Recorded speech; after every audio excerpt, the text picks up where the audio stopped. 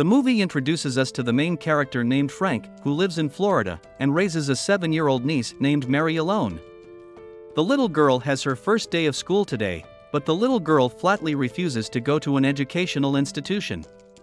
Mary thinks that home education is enough, and besides, during her absence there will be no one to play with the cat. Frank says that the cat will somehow manage alone, and he is not going to continue this argument. Our dad walks the girl to the school bus, and in farewell asks his niece not to stand out at school and just be a normal kid. This farewell is watched from the sidelines by a neighbor named Roberta. The lady comes to Frank and asks the man to bring the gifted girl home. Frank explains that he does not want to deprive the child of her childhood, because the girl needs to spend time with children like her. In the first lesson, Miss Stevenson asks the children simple math examples, and the whole class responds with glee. Mary cannot stand these trivial questions and interrupts the teacher, criticizing the school program. The teacher reprimands the girl and, as a punishment, asks Mary to solve in her mind more complex examples, up to multiplication of 3-digit numbers. After a little thinking, the little girl gives correct answers to all the tasks. In the end, even the teacher has to use a calculator to check the answer. At the end of the school day, Frank arrives to pick up his niece at school. Miss Stevenson catches up with him in the schoolyard and tells him that his daughter is very advanced for her age, for Mary has easily managed to solve difficult math problems in her mind. The man smiles and says that Mary has simply mastered the method of quick counting, and there is nothing ingenious about it. Our hero works at the marina as a master for repairing boats, and the man has a free schedule that allows him to spend a lot of time with the girl. Frank also often arranges joint walks, during which Mary behaves like a normal child, and at least for a while forgets about studies. The man hints that the little girl needs to make friends. The next day, despite her initial disdain for her peers, Mary slowly adapts to school, and even begins to communicate with her classmates. During a show-and-tell lesson, the girl brings her one-eyed cat, Fred, and enjoys talking about him in front of the whole class. During the next math lesson, the teacher decides to conduct a test. However, before she can even tell the rules to the end, Miss Stevenson receives a sheet of answers from Mary. Anticipating this move, the teacher gives the girl an additional task from the high school program. Our little smart girl easily copes with the task without making a single mistake. Convinced of the giftedness of her student, Ms. Stevenson Googles information about her, and soon finds an article that talks about the girl's dead mother. It turns out that Diana Adler was an outstanding mathematician, and was working on one of the most complex mathematical problems. However, one day, the woman simply could not cope with the stress, and committed suicide, leaving a 6-month-old Mary orphaned. That same evening, Ms. Stevenson meets Frank in a bar to learn the whole truth about the little girl.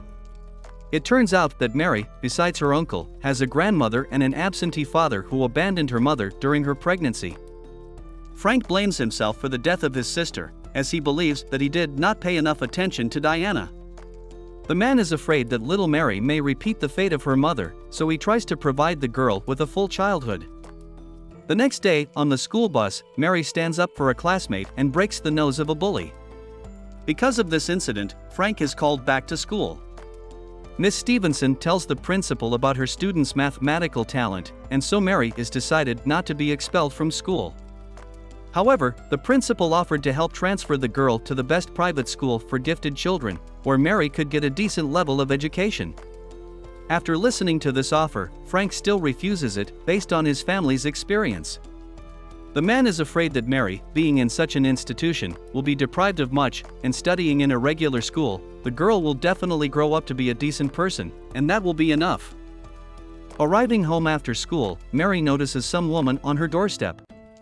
It turns out that the school principal contacted Mary's grandmother and told her about this difficult situation. The grandmother, Evelyn, is a very strict person, and she is always focused only on results. The woman believes that the child's environment, home and school, is below all standards, and in such an environment, the girl simply cannot have a normal future. The grandmother believes that Mary should be educated in a special educational institution and devote her whole life to math, as Diana had. Frank, however, is convinced of the opposite. The man believes that the little girl should be in an ordinary school, because Mary should have a real ordinary childhood, which she and Diana never had. They also meet the next day and discuss the girl's fate. However, the son and mother do not find a common solution to the problem, and Evelyn advises her son to prepare for a lawsuit. Frank then returns home, puts away the girl's textbooks, and takes the girl for a walk at sunset. It is time for the trial. In court, at the preliminary hearing, Evelyn's representative manages to arrange for his client to meet with the child over the weekend. On Friday evening, Mary stays the night at a neighbor's house. Our hero spends the evening at a bar. Suddenly, Miss Stevenson comes to the bar, and a conversation ensues between Frank and the girl. The young people get drunk, they begin to look at each other ambiguously, and soon they arrive at the man's house together. In the morning, Mary comes home and sees Miss Stevenson coming out of the shower room. The weekend comes, the grandmother takes the girl to the city, and brings Mary to the math department. Evelyn tells her granddaughter about the Navier-Stokes equation, which her mother had worked unsuccessfully to solve. The woman's ruse works, and Mary begins to think about continuing the family business.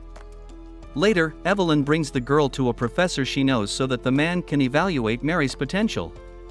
The professor suggests that the little girl solve a very complicated math equation. This time, however, Mary fails in the task.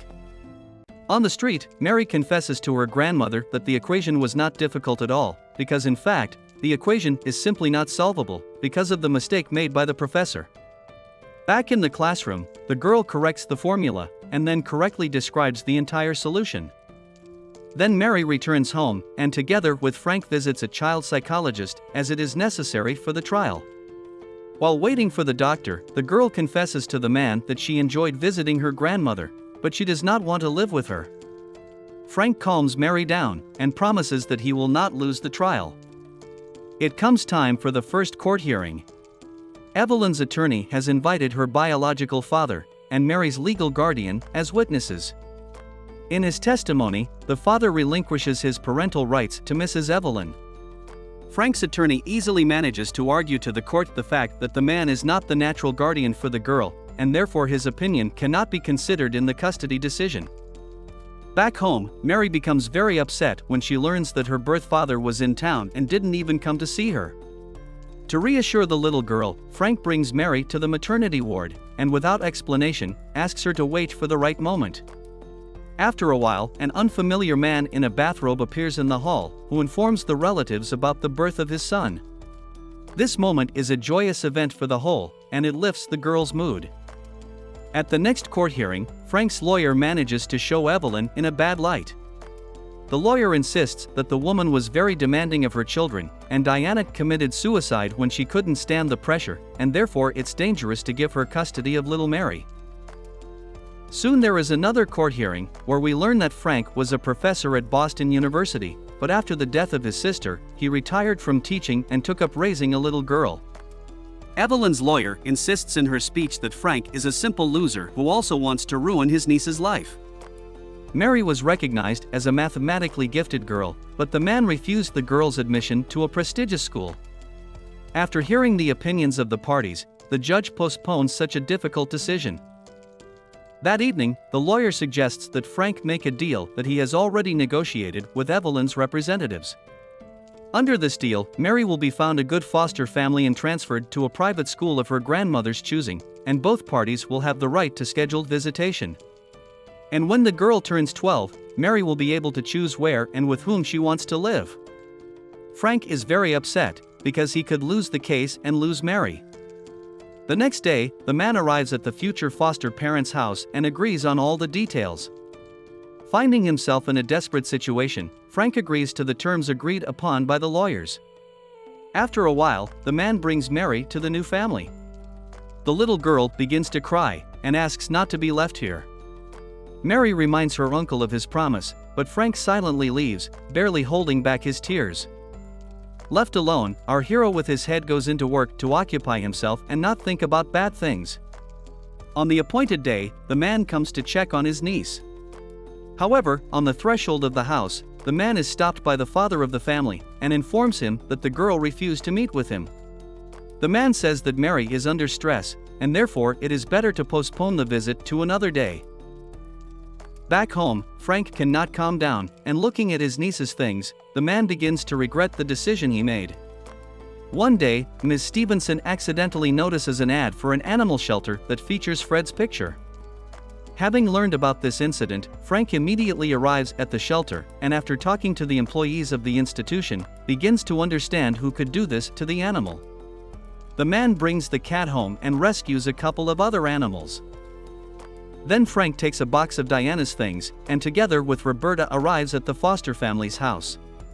It turns out that Evelyn has made a deal with the foster parents and hired her granddaughter good math teachers. Seeing her uncle, the little girl begins to cry and runs out of the house. On the street, Frank catches up with Mary and asks for forgiveness for his act. In the end, our heroes make peace. Back in the house, Frank asks the teachers to come out. After that, the son hands his mother a complete proof of the Navier-Stokes equation. It turns out that Diana coped with the task. The sister had long ago handed the finished solution to Frank and asked him to publish it only after Evelyn's death. Realizing how important this work is to the mother, Frank offers to trade it for full custody of the girl. After brief deliberation, the woman agrees to the exchange. Frank ends up leaving with Mary. And Evelyn is informed that Mary was able to solve the Navier-Stokes equation, just like her mother. In the final scene of the movie, we are shown Mary in a circle of students at a lecture on higher mathematics. After the class, the girl is picked up by Frank. The man takes the little girl to a playground, where the girl is having fun playing with her peers. This is the end of the movie. Thank you all for watching this video to the end. Give this video a like. Write in the comments what you think about this movie, and see you in new videos.